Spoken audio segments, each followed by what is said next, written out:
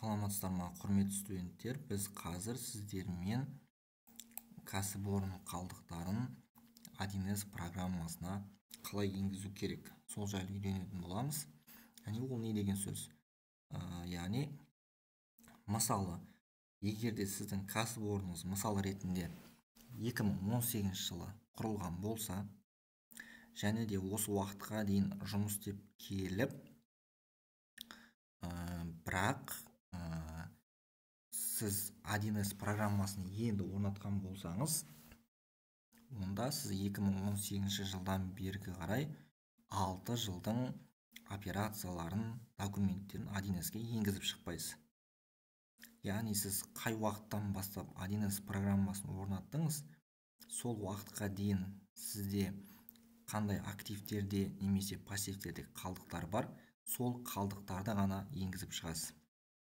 Мысал ретінде 2018-ден бері қарай 1С енді орнатып жатқан кезінде, мысалы сізде қанша товар бар, немесе қанша ақша қаражаты бар, немесе қандай да бір қанша қарыз бар деген сияқты, немесе негізгі құралдардың қалдығы деген сияқты, яғни кез келген қалдықтар.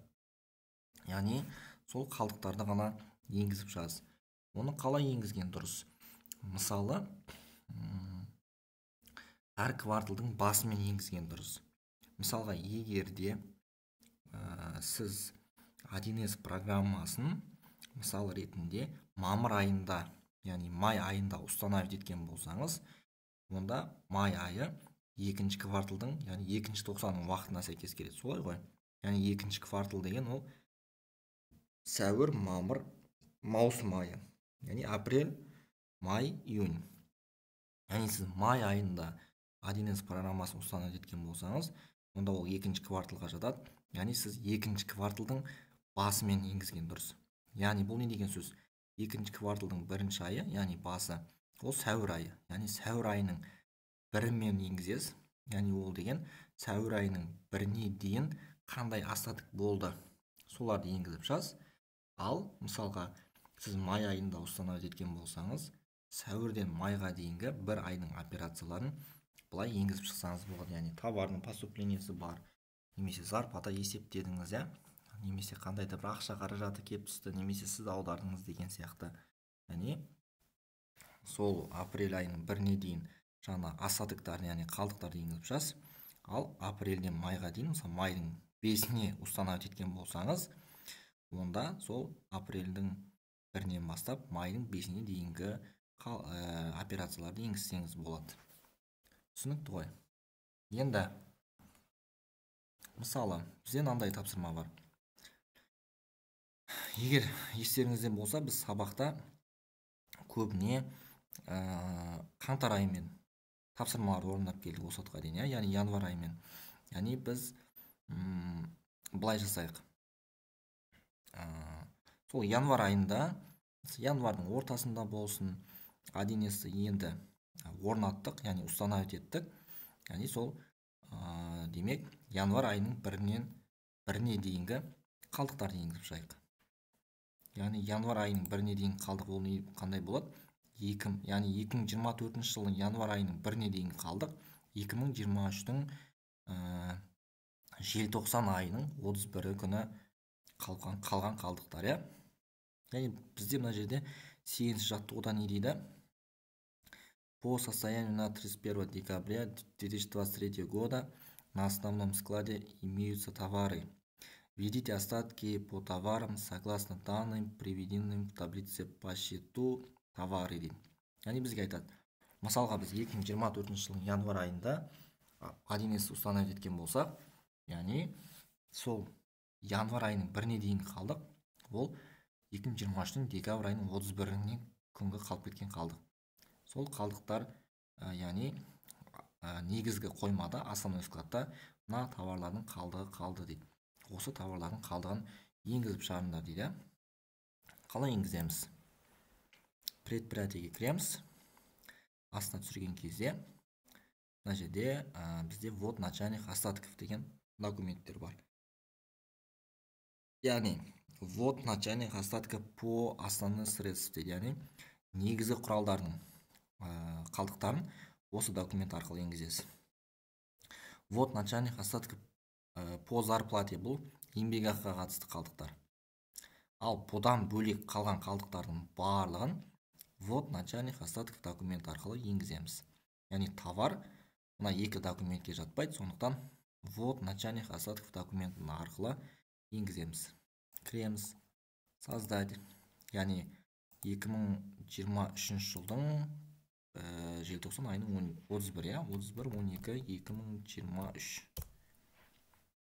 Бізде мына жерде шоттар таңдасақ болады. Қай шоттарда қалдықтар бар? Яғни мынау ақша қаражаты, мынау жаңағы жеткізіп берушілермен поставщиктермен расчеттасатын шот, яғни 33 поставщиктерге қысқа мерзімді қарыз, 17 ол аванс, иә. Мынау сатып алушыларға қатысты. Мынау қандай да бір салықтарға қатысты. Мынау жаңағы подотчетниктерге қатысты, иә, есеп беруші тұлғалар.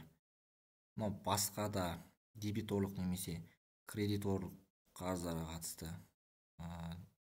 шоттарға қатысты. Ал мына шоттардың ешқайсысы сәйкес келмейтін болса, прочие счета бухгалтерского учета деген раздел арқылы енгізіп шықсаңыз болады екен. Яғни бізде товар ол товарный материальный запастың ішінде, яғни 13-30 осының ішінде болғандықтан осыны таңдаймыз.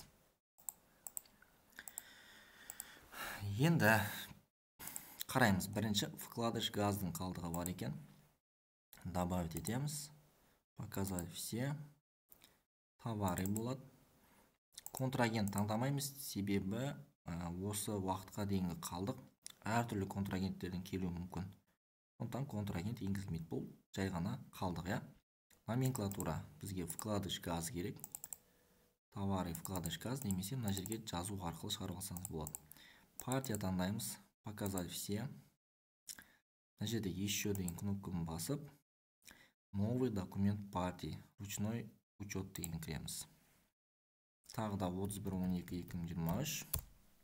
Жаңағыда айтқандай контрагент қоймаймыз, себебі әртүрлі контрагенттерден келген. Договор да қоймаймыз, иә.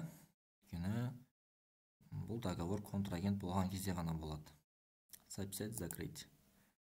Количествосын қоямыз. Яғни 150 саны. Бұл деген бухгалтерский учет бойынша, яғни бухгалтерлік есеп бойынша. Ну деген налоговый учет, яғни салықтық есеп. Ну деген жерге де, яғни налогқа да 150 деп қоямыз количествосына. Суммасына 75 мың дейді. 75 мың. Мына жерге де 75 мың. Яғни буға да, нуға да енгізіп шығуымыз қажет. Енді келесі бізде втулка ресорная екінші. Былай істеңіздер болады. Уже барлығы бірдей болғандықтан мына документті мышка оң жағын басып скопировать етіп алсаңыз болады. Біз тек қана нені өзгертеміз бұл жерде? Номенклатураны өзгертеміз. Втулка ресорная мына жерге жазсақ болады. ВТ деп, втулка ресорная. Мынаны өзгертпейміз, тек қана количество мен суммасын өзгертіп шығамыз, 142 55.948. 5948. Келесі енді бізде манжетка клапаны ямызы. Жерге жазасақ болады. Количество 114 саны. Суммасы 54.606.